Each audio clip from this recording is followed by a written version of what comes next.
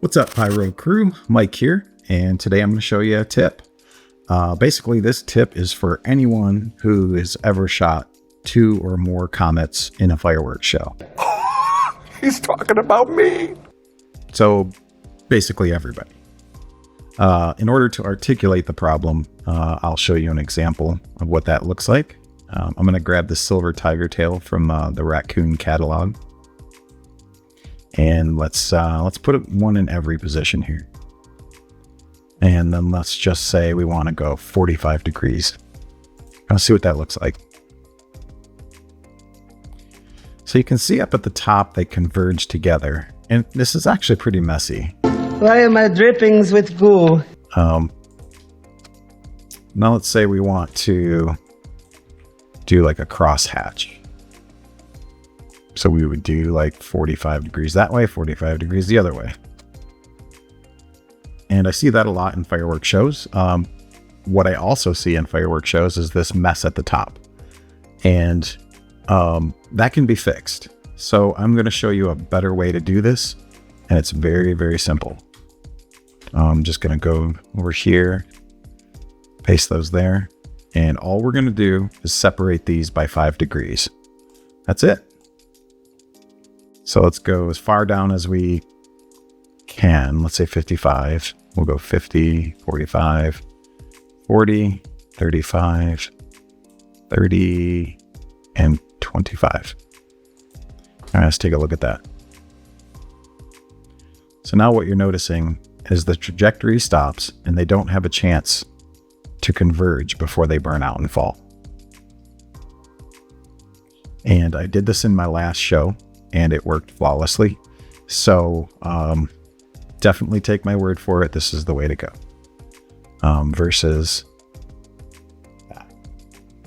So let's say we want to do a crosshatch here.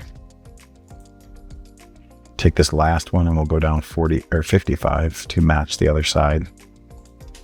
And let's take a look at that. So look how they beautifully converge at the top, but they don't overlap. And one other tip is if you're using Finale 3D, there is a setting under render settings called trajectory drift randomness. Now unchecking this box is going to show you what it looks like in an absolutely perfect world. And that's beautiful. Now if we go to the other one, so you can see how they get closer and closer and converge at the top. Now in a perfect world, this might be actually a pretty cool effect. But that's never going to happen because it's going to look more like this with the trajectory drift randomness. So random. So that's all there is to that. I think that's much, much more beautiful and it's going to net you a better result. I'm going to show you another tip while we're here. I typically would never shoot all the same effects at the same time like this, just because I think there's a better way to do that. Let's select each or every other item and alternate effects. So let's go find a complementary effect here. Actually, I think this gold glitter willow tail is going to be perfect. So I'm going to hit Y to replace what I selected. Let's take a look at that. Nice. So the more prominent effect I always have less of, and then the lesser prominent effect I have more of. That's just a personal preference, but I think it makes it look really nice. So let's do our crosshatch and we'll go back over 55 degrees and see the end result. Beautiful. Much more uniform, no overlap. Everything burns out before it can get messy. Now let's go over here and look at the first one. So let's go ahead and do every other one on this first one too, just to compare apples to apples here.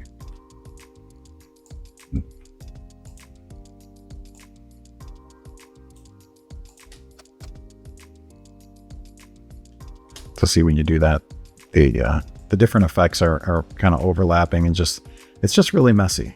That's all there is to say about that. It's just messy. So we don't want that.